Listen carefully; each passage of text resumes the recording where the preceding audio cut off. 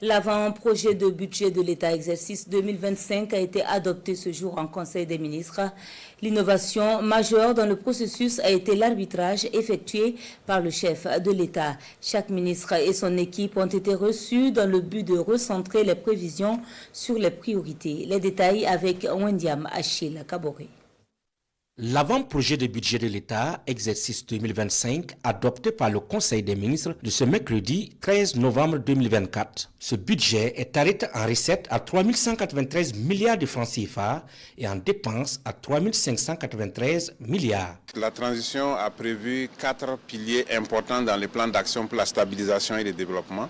Le premier pilier porte sur tout ce qui est lié à la lutte contre l'insécurité. Le second pilier porte sur tout ce qui est lié à l'action humanitaire. Le troisième porte sur la réforme de la gouvernance et le quatrième porte sur la réconciliation et la cohésion sociale.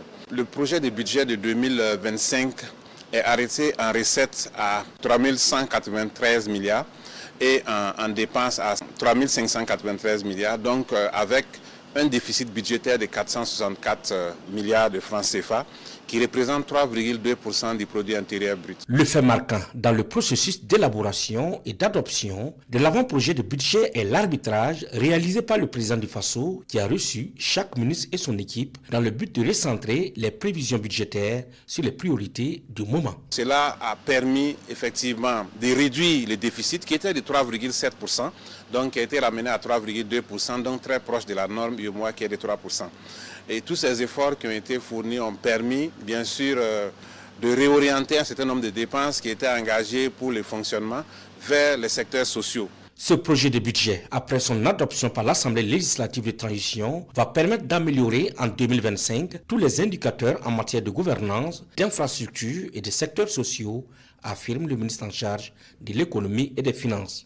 Un rapport relatif aux sanctions financières ciblées est aussi adopté dans le cadre de la lutte contre le blanchiment de capitaux et le financement du terrorisme au Burkina Faso. Le rapport qui a été adopté va permettre de renforcer les dispositifs juridiques. Et donc, dans ce sens, on va identifier les sanctions à appliquer en cas donc de manquement aux dispositions.